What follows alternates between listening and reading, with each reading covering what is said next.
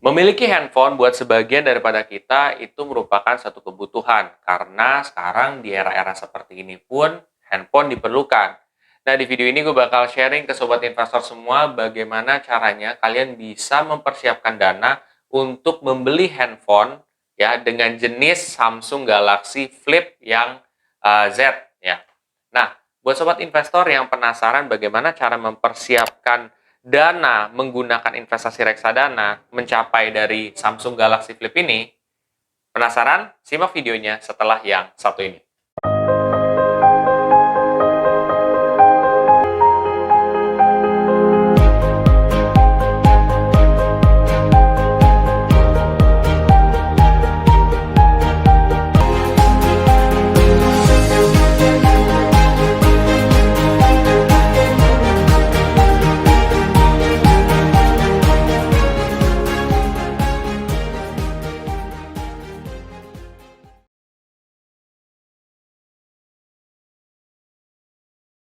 Sebelum masuk lebih dalam, gue akan coba disclaimer dulu. Satu, keputusan investasi ada di diri kita masing-masing.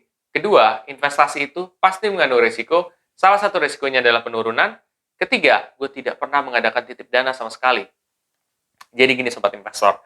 Oke, pertama-tama, sebelum kalian membeli dari handphone yang kalian targetin itu, ada dua hal yang mesti kalian lakukan. Pertama, itu adalah cari tahu dulu, ya, merek handphone yang kalian targetin. Kalau di sini, itu adalah Samsung Galaxy Flip ini, ya.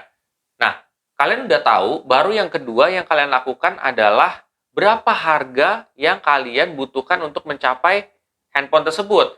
Nah, di sini gue temukan datanya adalah 9.999.000. Ya, kita masukin aja 10 juta kali ya. Oke, sekarang kalian udah tahu nih, berarti 10 juta targetnya.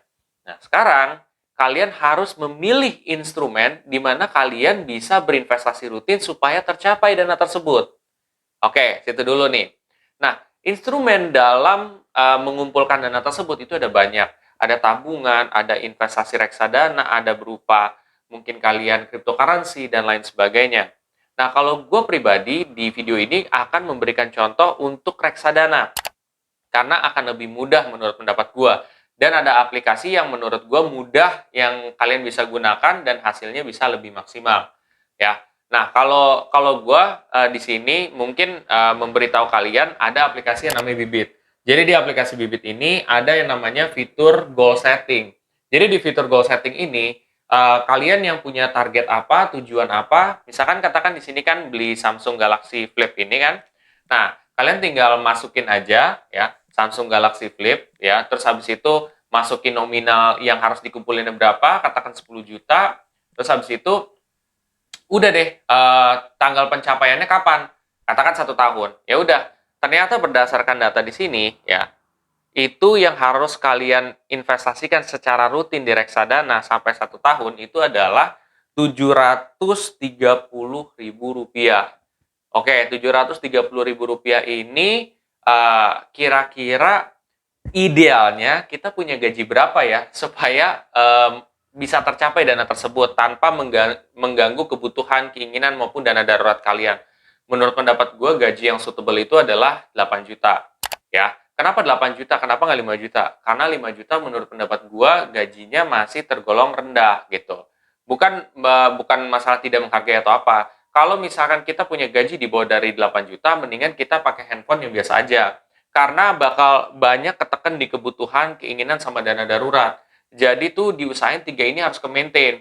Kalau misalkan kalian pakai di gaji 5 juta, strategi ini yang nggak works gitu ya. Ya karena kalau misalkan lu gajinya 5 juta, proporsi yang lu keluarin harus lebih gede lagi. Dan itu akan memberatkan lu, sedangkan kebutuhan lu juga butuh banyak, keinginan juga pasti lu ada. Nah, jadi intinya idealnya dari 8 juta menurut pendapat gue gitu. Karena kan ini brand juga kan, lu mementingkan brand dan juga ya kualitas seperti itu. Oke, nah itu soal gaji. Nah, dari misalkan tadi yang goal setting tadi, setelah kalian udah pencet, itu bakal keluar proporsi uh, proporsi reksadana yang sesuai ya untuk mencapai target tersebut. Jadi proporsi yang dimaksud itu adalah beberapa jenis reksadana. Jadi kalian bisa naruh di, bukan bisa naruh sih, kalian itu bakal naruh di reksadana pasar uang, obligasi, sama saham. Nah, di 3 proporsi ini, itu kan harus ada yang ngatur nih, supaya tercapai keuntungan yang optimal. Jadi, keuntungannya maksimal, tapi risiko terjaga. Jadi, proporsinya ini bagusnya kalau ada robo-advisor dari Bibit, itu udah keatur semua. Gitu. Nah, kalian tinggal fokusnya adalah investasi rutin. Masalah jenis investasinya apa, nanti biasanya di robo-advisor bakal kebantu juga gitu loh. Direkomendasiin reksadana yang bagus seperti apa. Ya, kayak gitu sih. Intinya tugas kalian akan lebih diringankan dengan adanya robo-advisor ini. Kalian nggak mesti harus pinter dulu baru mulai investasi. Mungkin selama perjalanan kalian bisa belajar lagi lebih dalam dan lebih dalam lagi. Kayak gitu. Nah, jadi dari segi proporsi gitu. Dari profil risiko, lu mungkin jangan samain nama gue gitu. Karena ini bakal otomatis keluar gitu. Kalau misalkan kalian pakai fitur goal setting ini. Dan ketika kalian keluar, ya itu beda-beda guys gitu. Nah, nanti proporsinya juga akan mengatur sendiri. Sebenarnya ini udah tinggal diatur dengan simpel sih gitu. Jadi tugas kita tinggal, yaudah gue pengen target apa, udah selesai. Kayak gitu. Tinggal ngikutin step-step tadi. Kayak gitu sih guys. Nah, menurut pendapat gua, kalau misalkan nanti selama 1 tahun, ternyata katakan dana yang terkumpul itu cuman sampai kayak 9 juta or something, atau mungkin 10 juta kurang lah, katakan ya, jeleknya lah. Nah, kalau menurut gua, ini kan dalam progres 1 tahun nggak mungkin dong nggak ada model baru yang keluar. Kalau ada model baru yang keluar, otomatis harganya itu pasti akan turun gitu. Walaupun mungkin turunnya sedikit atau apa, tapi ada penurunan. Tentunya kalian akan tetap bisa tercapai untuk membeli handphone ini. Ya, jadinya akan memudahkan kalian juga. Kalau misalkan kalian ternyata kurang sedikit atau gimana, kalian kan bisa model di bawahnya juga gitu. Tapi menurut gua bisa lah kecapai harusnya ya gitu dari target ini gitu. Karena kan handphone itu adalah barang yang depresiasi, bukan barang yang kayak dia tiba-tiba naik. Menurut pendapat gue begitu gitu sih. Nah, itu sih pemfokusan untuk hari ini. Mungkin dari money manajemennya sedikit aja gitu ya. Dari money manajemennya, gue udah catat juga di sini gitu.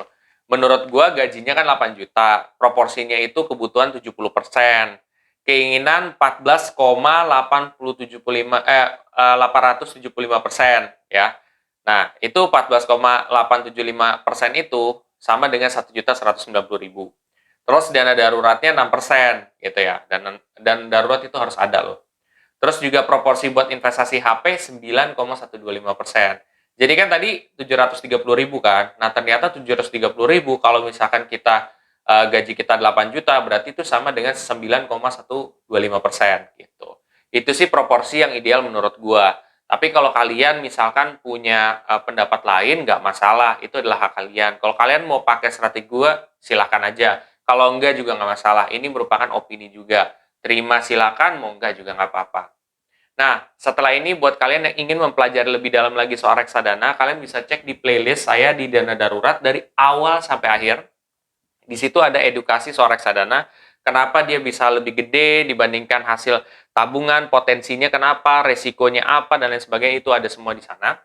Nah, jadi kalian bisa cek di playlist Dana Darurat saya, atau kalian bisa mulai berinvestasi dengan cara kalian masukin kode referral gua waktu kalian awal pendaftaran. Kalian bisa dapat cashback reksadana sebesar 25.000. Lumayan kan untuk nambah investasi? Oke semuanya, kalau kalian merasa video ini sangat bermanfaat, please share aja ke sobat investor yang lain. Dan jangan lupa untuk subscribe, like, dan komen di video gue. Sampai jumpa di video gue selanjutnya. Terima kasih.